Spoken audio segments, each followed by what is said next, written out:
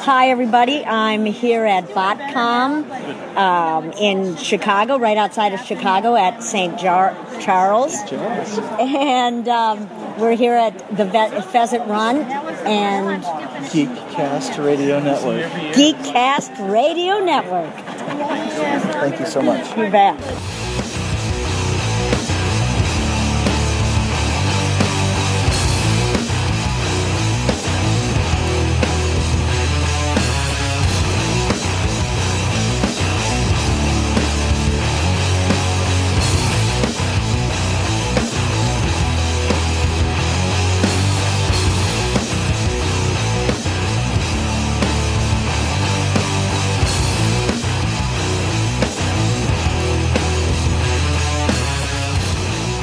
Welcome to an all-new generation of Toycast as we get the origins of any and all toy fans that we can. I'm, of course, TFCon Mike, and today's featured guest, well, first of all, we have to thank him for his service. He loves Optimus Prime. He is a Patriot. He was on All Things Transformers for his Transformers origins, so now we're going to talk toys with none other than that toy-hacking Patriot Prime. That'd be toy haxing. Hooah! Okay, well, yeah. I knew what you meant. Yes. So Patriot Prime is here on Toycast. Welcome, sir. Thank you. Glad to have you, or have me. I'm used to doing things for you. This is going to be good, folks. Yeah, and I'm not even drinking. It's a Yeah, I don't. Yeah, no, no. So we have 42 questions, all about toy collecting. We usually break it up between question 20 and 21 for an ad break and all that other good stuff. And let's get right to it. So what is or was the first toy you remember having as a kid? First toy I remember having as a kid. I would have to say the Shogun Warriors Godzilla. Really? Yep. Cool. I broke the damn lever on the back of his neck probably 5 minutes after opening him out of the box. Isn't that the way, though? Yeah. Yeah. Boxes. I've had a lot more, but that's just always the one that pops into my head. Yeah. Boxes. Sometimes with what the toy companies do with boxes back then and now, it's confusing as all hell. Like, literally, I love the toy itself, but I hate his package. Animated Blitzwing, in order for me to get him out of the tie nearly ripped my entire fingernail. I'm like, oh my God, is this toy really worth this much? I didn't break it taking out of the package. I mean, no. Yeah, no, I know. But like for me, like my thing was the packaging. It wasn't the toy itself. Yeah. Well, have you opened any toys lately that have the damn screws through the cardboard? No, I haven't, but that could, yeah. I have opened a few for Dylan. They got, instead you got your zip ties, and then they got these plastic discs, and then there's a screw that goes up through the disc. Not like a screw you could take off with your finger. No, you got to find the Phillips head screwdriver. Mm-hmm. Yep. That's exactly why I stick with Funko Pops. Was there a particular adult who was supportive of you playing with toys as a kid? Was there anyone who was unsupportive? Oh, that was my grandparents on my father's side. They're the ones that bought me all the toys. Most of my Transformer collection back when I was a kid was from them. Very cool. What types of toys were your favorites to play with? Oh, action figures, of course. Transformers. I had some He-Man, Star Wars, and tons of Star Wars figures. That was like my main thing as a kid, playing with was all the Star Wars figures. That's about it. That's like the main ones I remember. Yeah. Hot Wheels, of course. Yeah. So would you say that the Star Wars and the Transformers were the ones that stood out more than any of the others? Oh, without a doubt. And then, of course, Transformers took over, and now all my Star Wars is packed away. Yeah, investment for a rainy day, right? I guess. We're oversaturated with Star Wars right now as far as I'm concerned. Yeah, they're everywhere. They're quite literally everywhere. Do you prefer the label of action figures, dolls, toys, or other labels? Action figures all the way. Yep. Good guys or bad guys, which were your favorite toys to play with the most? Bad guys, and still are. The bad guys always had the coolest stuff, coolest vehicles, coolest play sets. As far as Transformers are concerned, they turned into the coolest vehicles. Yep. Yeah, absolutely. I mean, you want a fighter jet or do you want a van? Hey, now that van can hold a couple of boom boxes. You leave Ironhide alone. Not very good with a headshot, though. No. Well, one of the Decepticons was pretty good with a couple of headshots because them toys ain't got no heads. Oh, boy. Yep, the old sticker faces. I was so disappointed. I didn't need. After I got, I remember as a kid when I got Ironhide and Ratchet, I was like, my buddy Jonathan, I was like, here, you want these? Because I don't. It ain't got no head. Yeah, because when you grew up, you were watching a cartoon, and when you got the figure, you're like, what the hell is this? What the hell? Like, the vehicle modes were fine. It's just the robot modes that sucked. Yeah, I remember posting a thing on my YouTube channel a long time ago. You know, I think it was your top 10 disappointing figures to get as a child. Mm-hmm. And the whole start of the video was, this video is based upon you as a child watching the cartoon and getting the figure. Yep. And the comment section was just blowing me up. Well, Diaclone. I'm like, that's not the point. When you are 9 years old, you don't know anything about Diaclone. Take that out of the equation. When I'm watching Transformers and I see Ratchet, and I'm like, I want that Ratchet toy, and then you get him. What the hell? I don't care about Diaclone. When you're a kid, you want cartoon accuracy. Yep. You want what we're getting now. Exactly. 40 years later, we're finally to the point where they're like, maybe we should do cartoon accuracy after 40 years. What is or was your favorite toy vehicle or playset? So technically Transformers doesn't count. Because toy vehicle to me is like the battle ram or, that kind of stuff. I would have to say the original G.I. Joe Mobat tank. That one is awesome. Yeah, that one is so cool. I played with that so much because I remember the reverse and forward and reverse was the turret. You set your Joe in, you just slid that back and forth. Yeah. What about a playset? Any specific playsets that you had that come to mind? I never had a playset myself. I mean, my playset was the couch and the chair. Yeah. But my brother, he had some G.I. Joe sets, but the one that strikes me that was the most interactive and fun, he had Fort Carrium from Brave Star. Oh, wow. That was a pretty neat playset. Yeah, that's awesome. I never got into Braves. I don't have any opinion of it either way, but it was just never something I ever got into. Did you and your friends or your family members, like your brother, ever pretend with your toys that you had? By this, I mean, like, I'm going to be this toy and you can be that toy. Like, Patriot Prime can be the Coke bottle and Mike Seibert can be the piece of glass kind of thing.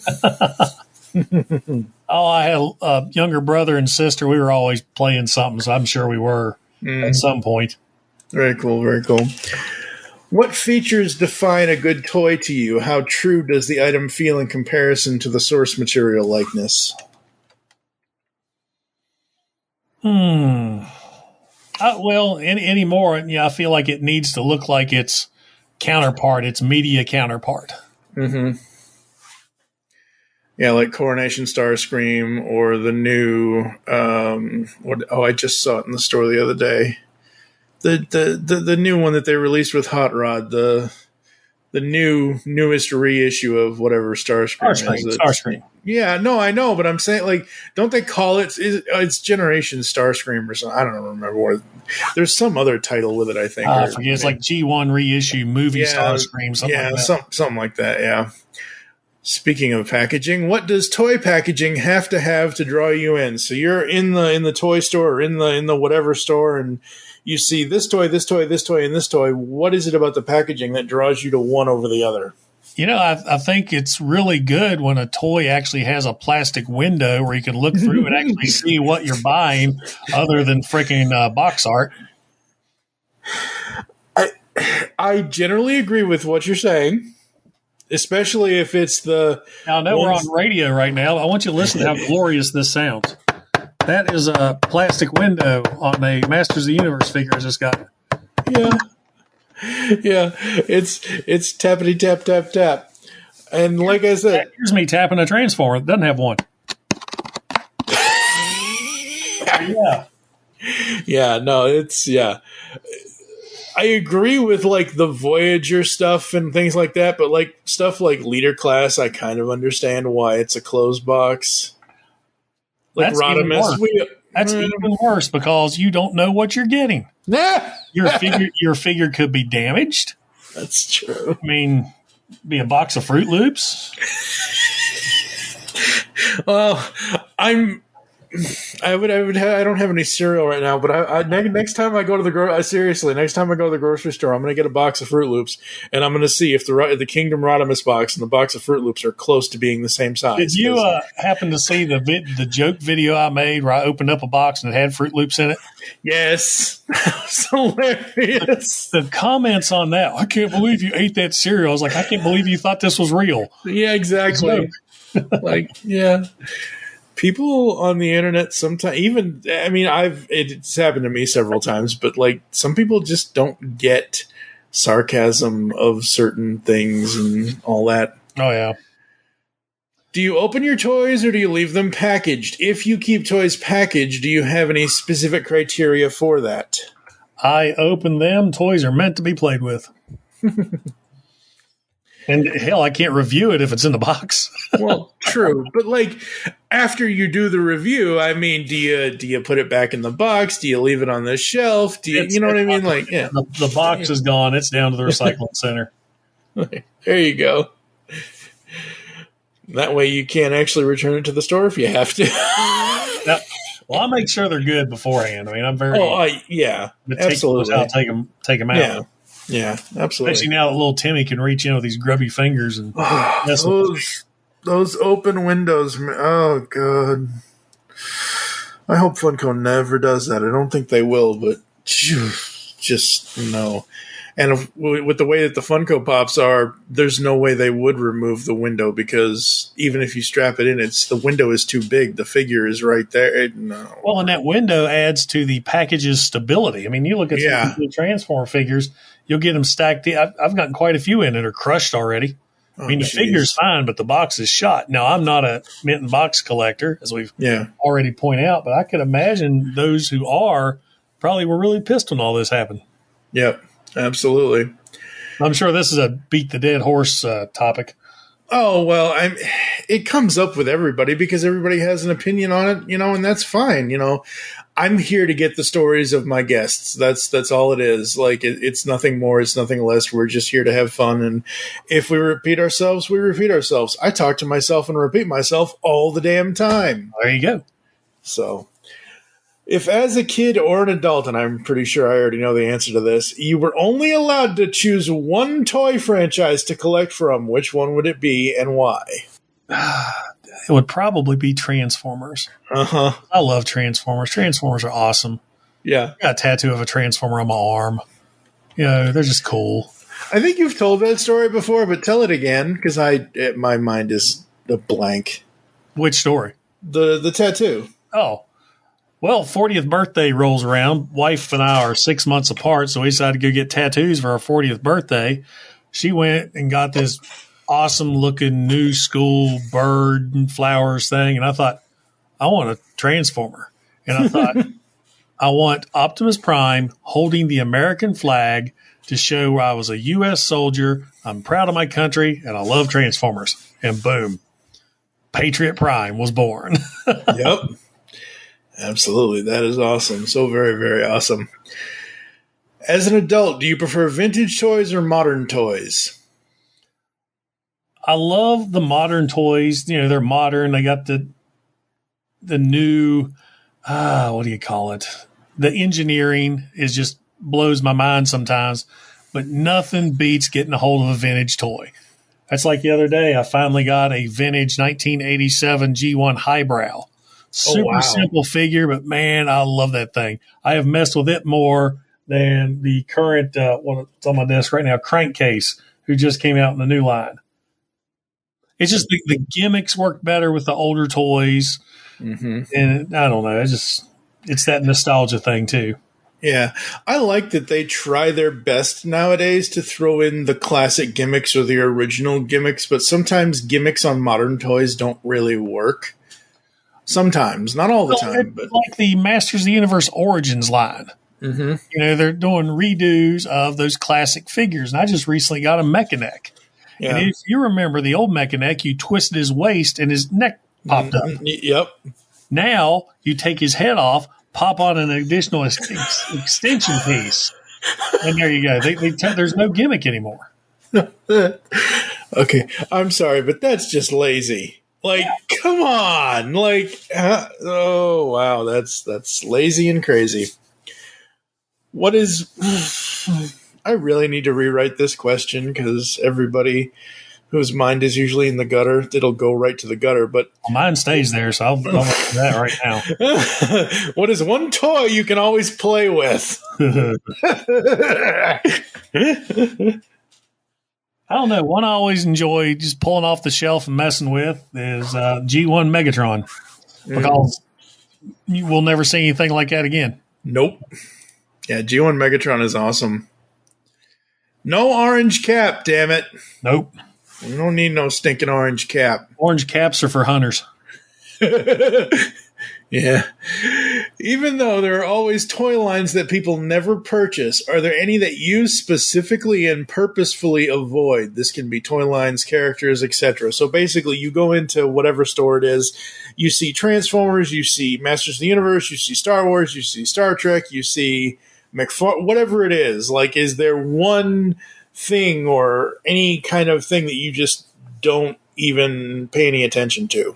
The Marvel Legends toys. And the reason being is I am a huge Marvel Comics fan. I grew up on Marvel Comics, yet I also know what type of toy collector I am. So if I buy one, it's going to open up a rabbit hole. Or you're jumping down a rabbit hole, rather. Yeah, you're going to end up wanting them all. That's why I always go like specific characters. Like for me with toy collecting and toy, and even though my collection mostly is Funko, I have a few. I had to get the Jada Toys Nano Metal Fig, the mini figs, the die-cast ones for Transformers, the 2 series that they have out now. But most of my collection now is Funko Pops, and it's like I'm only keeping the characters I absolutely love and must have. Like I have just under 300 Funko Pops, and that's not even like. Most people that I know have over 500 or more. I know a guy in an Instagram chat group that I'm in. He has 2,700 of them, and I'm like, even me, not just because it's Funko Pops, but like, how do you have 2,700 Funko? Like, how do you keep track? How do you keep track of the ones you actually enjoy? Like, you can't. And eventually, I'll have that person on the podcast to ask him all this. But yeah, it's crazy. Yeah, I've got a few, but both my wife and kid collect them too. So Dylan's got a ton. He's probably got over 200 maybe. Wow. The wife, she has them scattered here at home and work. Yeah. And I mainly got, I've got the Transformer ones. Then they came out with V from the original series a few years ago. I got RoboCop, Weird Al Yankovic, Alice Cooper, and John McClane. Which version of John? The Walmart exclusive. Oh, very cool, very cool. Yeah, that Weird Al pop is so good. I'm surprised they didn't come out with a new one now that his biopic is out on Roku TV. I wish that needs to come on to something else because I want to stream it. Really? You don't? Oh man, it's free to sign up for Roku. Oh really? I think so. Yeah. Because I haven't. Well, I have a TV that has it on it. So yeah, I'll have to look. I got a smart TV, but I haven't looked at the Roku. Yeah, well, check that out after this. Yeah, because that movie was pretty. Look, I can safely say this. I like Daniel Radcliffe in everything else he does, other than a certain Wizarding World. I can't say the first thing about that. Right, exactly. I know a little bit just because I know some people who really, really love it and whatever else. But I tell this story all the time. This is a point of me repeating myself, audience. So if you've heard this, fast forward if you want to. I had moved to Biloxi, Mississippi in December of 2000. And back then it was all about finding like the local bookstore because I obviously love to read books. And I was reading John Grisham and a bunch of other stuff. And I asked the library, wow, the book. Thank you. Can't talk. I don't know why I've been podcasting for 15 years. I can't friggin' talk anymore. So I told the clerk what I liked, and she pointed me into two directions. She said, okay, well, here's this option, which is, a boy wizard who goes on adventures and does all this stuff, or a former lingerie buyer turned bounty hunter. Now, can you guess which one I went with? What the hell is that one? So that series is done by Janet Ivanovich. It is the Stephanie Plum series. Stephanie Plum was the former lingerie buyer turned bounty hunter. She works for her cousin Vinny. And there's I think 30 or so books in the series now. Wow. They did try to do a movie of the first book. It's called One for the Money, and it starred, Momoa's in it. Jason Momoa's in it. And, what was the Heigl? Katherine Heigl? I forget. Yeah. It was okay. It was an okay adaptation of the first book, but it was never going to be any, that you weren't going to see 2 for the Dough or 3 to Get Deadly, which is other titles of the books, sadly, because it didn't do that well. But it was interesting seeing the first book on the big screen. All right. This topic derailed, didn't it? Yeah, well, that's the way it usually goes around here. Train derailments happen all the time. Are there any toys in the past or currently that you wish you had not bought them? Are there any toys that you may have sold you regret letting them go? Oh, a lot. I had the great Transformer Purge of 2012. Oh, wow. Got rid of so much of my stuff. And then the next year I went to a Transformer convention, which really reinvigorated me to get back into this again. Toys I regret buying. My big thing when I started YouTube about year 3, I was just buying stuff to review. And then once I realized, I don't want this.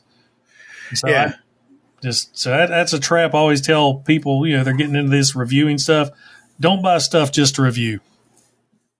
Because then you'll end up spending way more money than you'll ever even think of making back. And then you're stuck with stuff that's just pointless.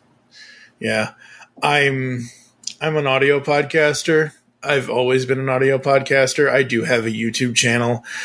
I've been producing content for my YouTube channel since 2009, but I don't do I'm not, and you're going to laugh when I say this. I'm not a Patriot Prime. I'm not a this person or a that person or what. I just, if I feel like I have so many things that I want to do for the YouTube channel, and I'm just no, I'll just do it as a podcast. It's fine. I don't care. I have people ask me, says, are you going to review such and such figure? I'm like, no. No. Because I don't want it. Yeah, exactly. Because I don't want it, and I'm not paying for stuff that I don't want. Yeah. Yeah, exactly. How large or small is your toy collection? Do your toys take up the whole house, or are they relegated to one room, shelf, or something like that? They're pretty much regulated to one room.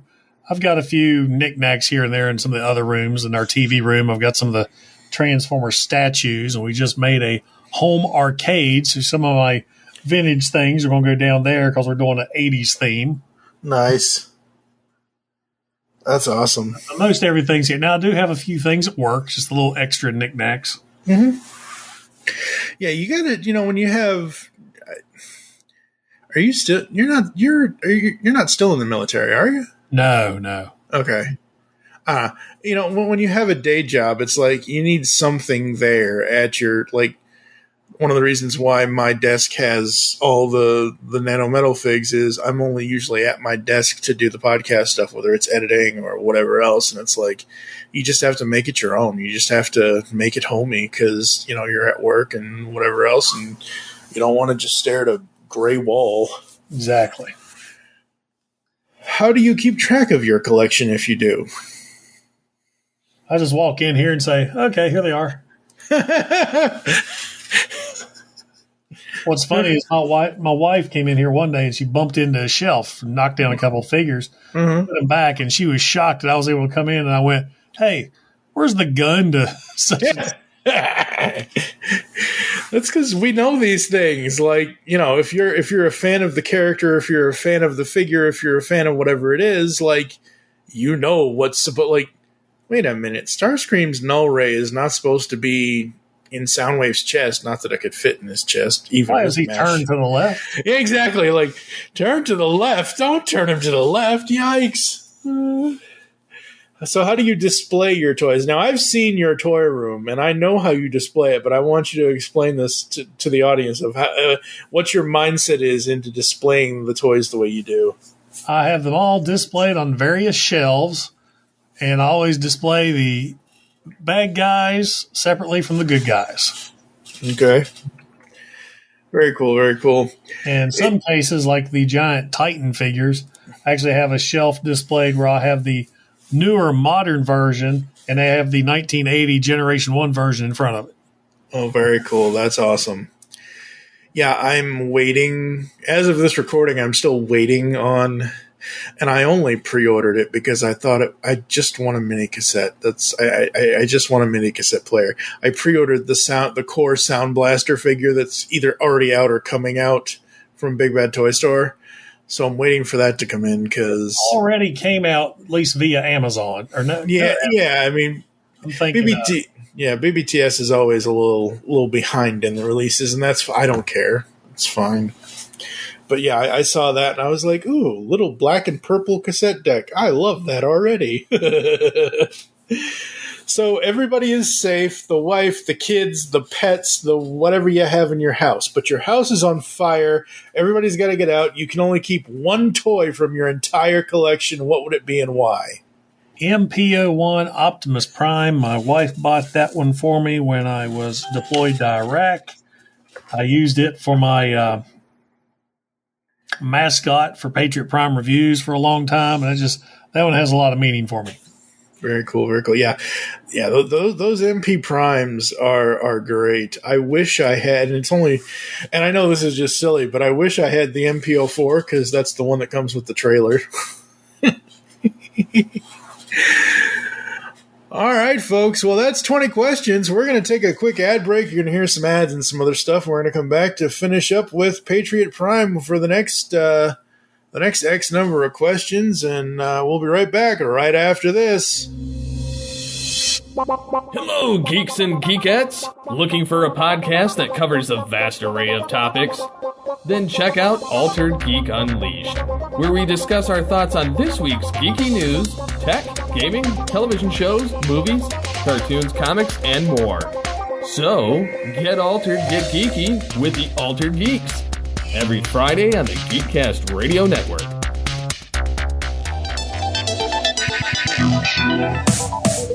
Like science fiction? Of course you do, or you wouldn't be listening to the Geekcast Radio Network. Well, the Marku 42's Universe podcast is an award-winning sci-fi radio show that's been around for over 10 years. We cover everything from Doctor Who to the MCU to pop culture and everything in between. A new show drops on Tuesday mornings on the GCRN website and all of the major podcast platforms. So listen to the Marku 42's Universe podcast from the universe and beyond.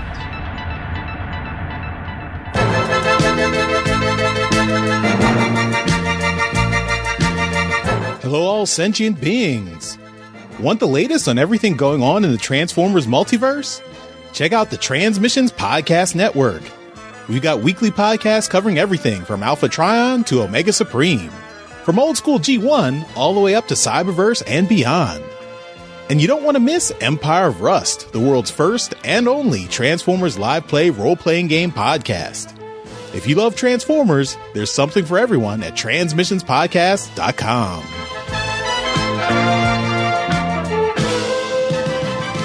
Autobots, roll! All right, we are back here on Toycast with Patriot Prime, aka Jason, and for the opposite side of the coin from the last question, here's the Toy Box Challenge. Now, I assume this is inches, so you get one 18 by 18 by 18 box The only toys you can keep have to fit in the box. What can you pack into it? I can get a ton of my Generation 1 figures in that box. That's awesome. Are you a Funko fan? They're all right. like we said earlier, I got the Transformer ones. It's pretty cool sometimes to see figures of things from back in the day you never thought you'd see a figure before. Like I said earlier, I've got a Diana from the miniseries V, 1983, with her face peeled off the lizard section showing through. What the hell? That was never a toy. So yeah, cool. Yeah. I got that. Yeah, that's why I like Funko. Is most of the time they make figures that you would never see in every other line, and then they also obviously do all the the mainstays like DC and Marvel and Star Wars and all that stuff. The Transformers ones, man, people don't talk about they don't talk about those. Like I know you've talked about them. I know a couple of guys on the Transmissions podcast. Like I know several people that have talked about them, but Funko creators on YouTube and other places that I've seen and heard, like nobody's talking about the Transformers ones, and most of them are so good. And now Funko, with whatever license that they have with Hasbro, they're all behind the damn NFT wall, and I'm just like, damn, why would you put Hot Rod behind an NFT? Oh God. I think I've got them all, including some of the variants. Really? Yeah. Wow, that's cool. Yeah, you'll have to send me a picture of all those, because I've seen most of them, but I don't know. Let's see, I've got Optimus Prime, Target exclusive Optimus Prime, GameStop Optimus Prime, Megatron, GameStop Megatron, Jazz, Target Starscream, Soundwave, GameStop Soundwave, Bumblebee, exclusive Grimlock, exclusive Shockwave, exclusive Trax. Yep. Let's see, and then I got the big ones of Soundwave, Optimus, and Unicron. Yep. Yeah, that Unicron, I tell people, because of the way the license is that they're going, the Funko is going off the toy designs, I'm like, $40 is much better than spending $600 and trying to figure out where the hell you're going to put a giant ball in your apartment or your house exactly. or whatever. So, yeah. Speaking of all that good stuff, what was the most money you spent on a toy? Well, as I said earlier, we started building a home arcade. I really don't want to go into prices of those. Yeah. Most expensive Transformer I bought, I've got this beautiful third-party Transmetal 2 Dragon Megatron. He's around $300. Oh, wow. That is so cool. What's funny is I'll buy those figures, and I never transform them. No. I got to find the news story on TFW 2005 or something back. I think it was last year, or it might have been one of the conventions. They had at the convention this Dragon Megatron that was like sprawled out like how he was when they were returning to Cybertron. But it was this really awesome, huge ass statue. And I'm like, oh, if I had the money, if they were selling that, I want that so bad. I got to go back and look and see what that was, because this one easily, I have his wings spread out on the display, and the wingspan's over 2 feet. Oh, wow. That's awesome. Eat your heart out, Fort Max. Yeah, I got him too. Oh, wait, that's my most expensive one. Fort Max? Really? Yeah. I think he was around $350. It was the reissue. Oh, okay. Yeah. Yep. So on the flip side of that, what was the cheapest toy you bought, or what was the best deal you ever got for a toy? There was one time I was at our local grocery store. It's about 4 or 5 years ago, and I got a Jeep. Everybody recognizes my Jeep.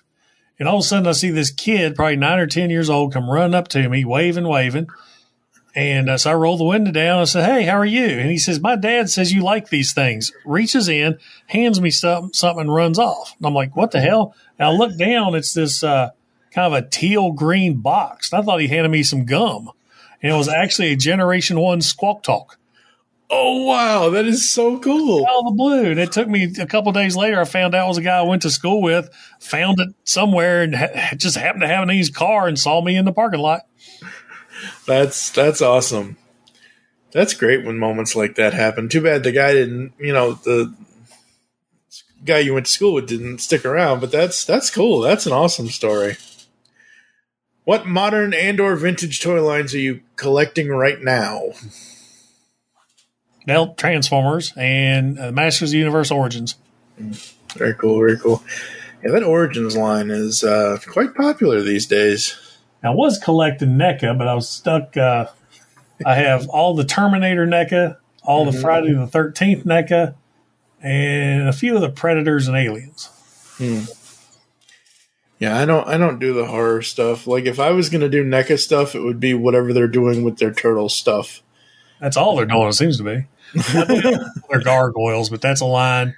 With their wingspan, there's no way you can put them on a shelf. Yeah, there's no way. Absolutely not. Got to keep them in stone. Do you visit toy shows or conventions? When you visit these places, do you have a typical methodology? Do you bring a certain amount of money for what you're searching for, etc.? I don't go a lot, but we make it a point to go to TFCon, and that's usually no set amount of money. We mainly just go to hang out. Mm-hmm. Yeah. It's cool meeting fellow YouTubers and fans, and ever since I started doing this, it is surreal when people come up to me and want to talk to me. You are pretty awesome, so yeah. Oh, thank you. I try. What do you think it is about our generation that causes our childhood toys to mean so much more to us than, say, for instance, our parents' generation? Well, have you seen their toys? I know, right? Everybody says that. We grew up in the best era of toys, man. They can't be beat. I mean, toys had been around for years and years, like you're saying with, have you seen that, your parents and your grand. I mean, toys had been around, but the 80s really just. Well, the 80s, you had the cool toy line, and then you had the animated series pretty much for every toy line that really fleshed out the figures. So they weren't just toys, they were characters. Yeah. Yeah, the 80s was all about the characters, and it was all about characters that have stuck with us for the past 40 years. I said this, I forget if I said it on a future episode or a past episode of the show. I still consider myself a 7, 8, 9, 10-year-old because I'm still playing with toys, but, I'm still doing adult things at the same time. But, I didn't have a lot of my toys, in my teen years or my, 20s and 30s, and then I started getting stuff back around my 30th birthday or whatever the hell it was, and I'm like, oh, this is cool. I remember this, and now it's just it's like Toys R Us. You never grow up. What is your motivation for purchasing toys? To display, play, fiddle? Describe your collecting style. Are you a completionist, storyteller, or cherry picker, or otherwise? Pretty much a completionist. Mine's twofold because I want to add it to my collection. And then it's also, if it's something I want to get and add to the collection, I want to show it off on YouTube. And that's pretty much it. And then, of course, with the Master Universe stuff, I don't show those off on YouTube. I just get those for the pure enjoyment of it. And a lot of them are still in the packaging because I don't found a place to display them all yet. Yeah. Yeah, absolutely. Have you ever purchased a toy for a child with the ulterior motive of playing with it yourself? Of course, I have a kid. Oh, boy. Have you ever purchased a vintage toy for a child because you thought it would be great for them based on your own preferences? Yes. And he didn't like it, and it's sitting in my room here somewhere. He liked it, but it's sitting in your room. Yeah. He's all about Nintendo Switch now. He don't give a damn about toys. Oh, jeez. Do you do any toy modifications or customs, painting, building dioramas, that kind of stuff? Let's talk for a moment about ToyHacks.com. That's right. This episode is not sponsored by ToyHacks.com. So yeah, no, seriously, yeah, you can talk about them. That's as long as it's not going to affect your whatever, you can. Not at all. Everybody knows I'm the Toy Hacks guy. So okay, I love buying figures with Toy Hacks, and that way, because I'm not great like some of these guys where they'll cut and trim and paint. I like the Toy Hacks because I can change the looks of the figure, and then if I don't like it, I can just peel it off, and it's right back the way it was. Yeah, very cool, very cool. Do you think toy companies should specifically have adult collector toys, child toys, or find a way to mix both?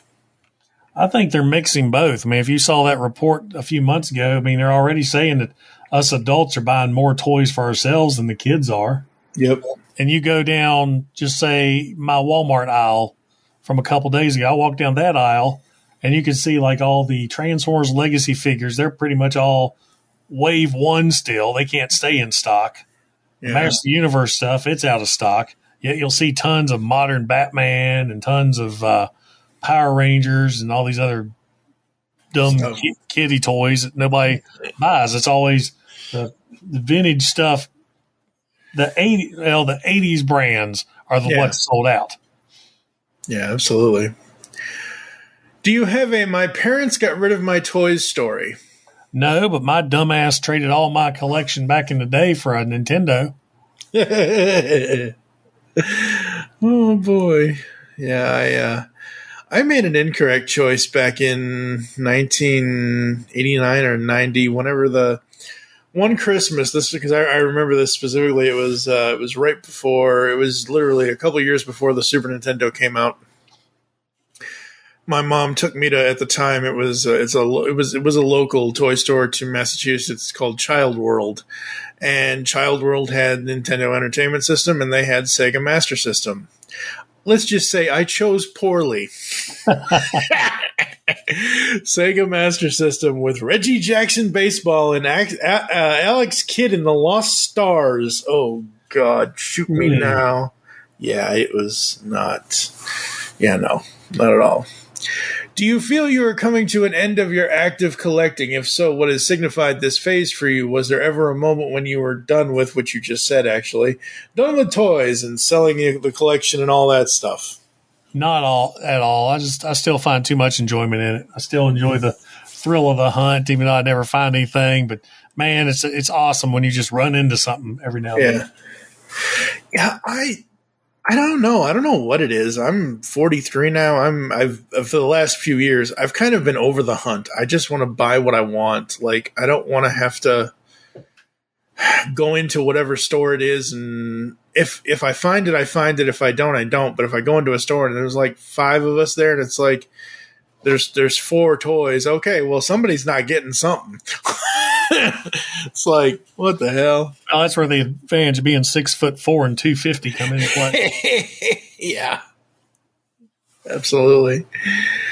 What is something that does not have a toy of it you'd love to have in toy form? Huh.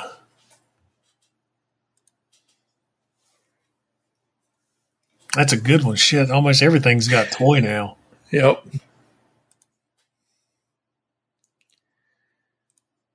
I don't know.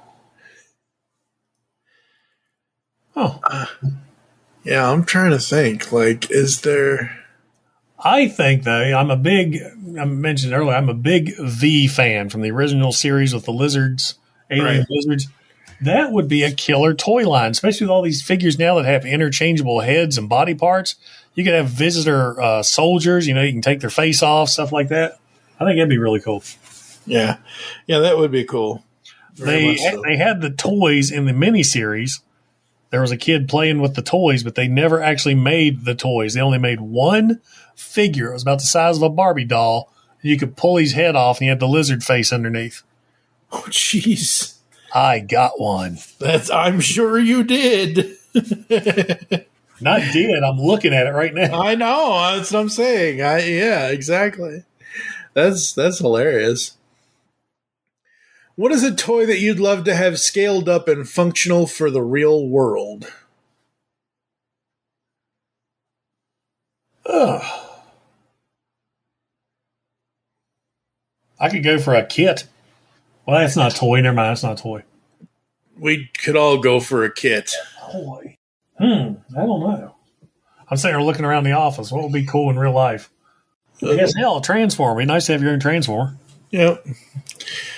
A self-driving, self-transforming, Peter Cullen-voiced Optimus Prime that is an actual truck, not just something that you need like 70 square feet of space to have. Ugh, Roboson. God. That thing, man, I don't know what it is about that thing. I just can't.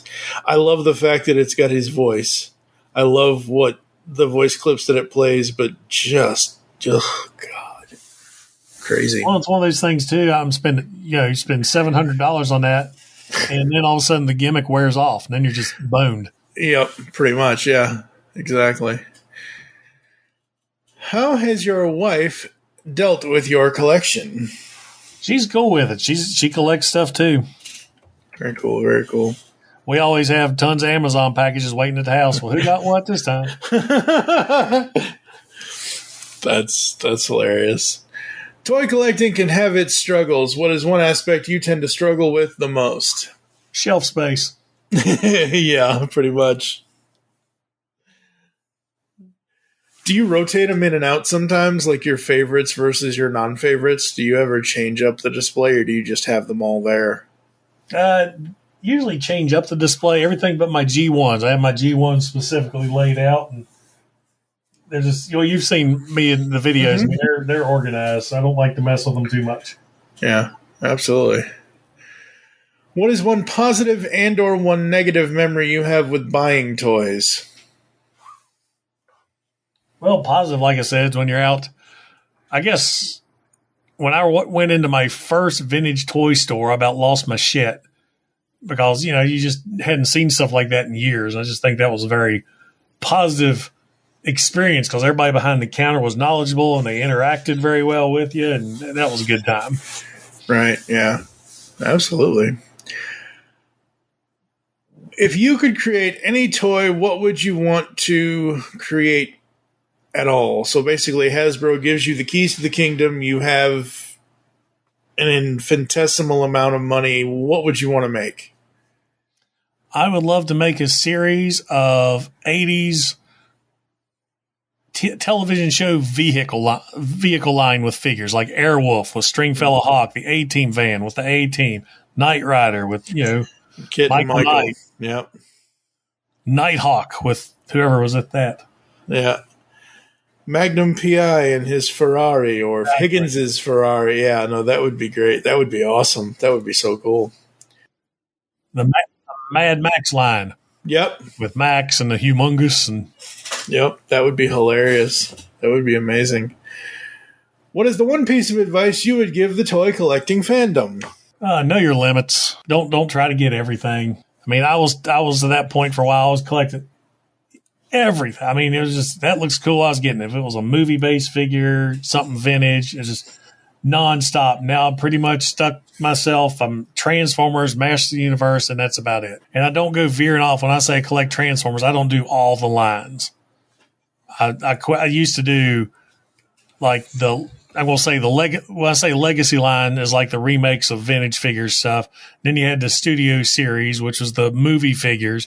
And then you had like the Cyberverse, which is the kids stuff. And I just strictly stick to kind of like the legacy line. Right, yeah. All right, finally, what is advice you'd give to kids who enjoy toys? Never stop playing. You can grow up, but just never lose your imagination. Absolutely, absolutely. Well, this has been so fun, sir, and I cannot believe that this is the shortest episode of these Origins that I have ever done. I have never gotten one of these. Every time I try to promote this or try to sell in quotes for people to come on the show, I'm like, normally it's about 3 hours to record these things and blah, blah, blah. Wow, this is a record. I am a professional. Well, we're all professionals. It's just sometimes we talk more than we should. All right, we're going to go to another quick ad break. You're probably going to hear some sort of Patriot Prime ad or something like that. And we're going to come back to close the show right after this. Hey, what's going on, guys? Patriot Prime here. I am a huge Generation 1 Transformers fan and Army combat vet. I also have my own YouTube channel, Patriot Prime Reviews, Facebook page, Patriot Prime Reviews, and Instagram page, also known as Patriot Prime Reviews. On my channel, I like to review Generation 1 Transformers, modern Transformers, the occasional third-party Transformer, and I am proud to announce that I am sponsored by ToyHacks.com, so you can always check my channel out for the newest Toy Hacks decal reviews. Once again, that is Patriot Prime Reviews on YouTube. Autobots, roll out. Perhaps for the last time. We are back here on ToyCast, episode 173 with Patriot Prime. Any final thoughts from you, sir? Anything else you want to talk about? Anything? I think it pretty much, we covered it all. Absolutely. You can check him out on his YouTube channel. The link will be in the show notes on our website, geekcastradio.com. So thank you for joining us here on ToyCast. If you'd like to get in contact with us, leave feedback for the show, there are several ways to do so. As I just mentioned, visit our website. Send an email to feedback@geekcastradio.com. You can check us out on most of the podcatching clients out there, Apple, Google, Spotify, etc. Follow us on Twitter at Geekcast Radio Network. I am not at TF Toycast, but TF Toycast is for the show. I am at TFG1 Mike, and you are, what is your Twitter, sir? Patriot Prime 73, I think. I think that's what it is. It'll be in the show notes, folks. Don't worry about it. Become a fan on Facebook. Go to facebook.com/Geekcast Radio Network. And you can also check out Toycast over there, as well as Patriot Prime reviews. Again, all links will be in the show. Come on, man. All links will be in the show notes. Next time on Toycast, I have no idea what's happening for episode 174. I think we may do a display case. I'm not sure. And most people listening to the sound of my voice know what a display case is. You may not. Basically, it's what everyone on YouTube does, except in audio form. So basically, I will, like right now, I have, let's see. Oh, this is perfect. I have the Jet Judo twins. I have Sideswipe and Sunstreaker for those nano metal figs I mentioned. So basically, I just take a look at the nano metal fig.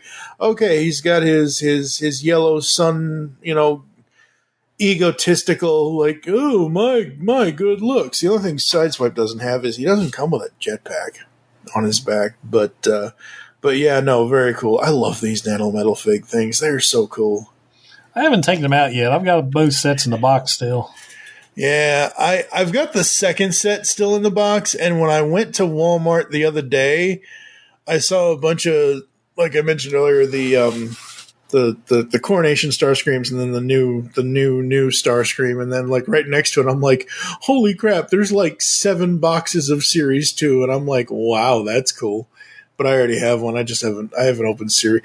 Series 1 was hard to get out of the box. I don't know what Jada Toys did to keep those I had to, I didn't break any of it. It's die-cast construction. It's a lost art. I mean, come on. But, some of them was you had to get it at a certain angle to make sure you popped it out right. It was weird. So, yeah, I'm not opening that second set just yet. For now, I am TFG and Mike with Patriot Prime Reviews. Join us next time, and we'll be talking more toys here on Toycast. I'd say Decepticons are in the neighborhood. I sure hope so. Me and Windcharger got a score to settle. Welcome to the club. Let's get on.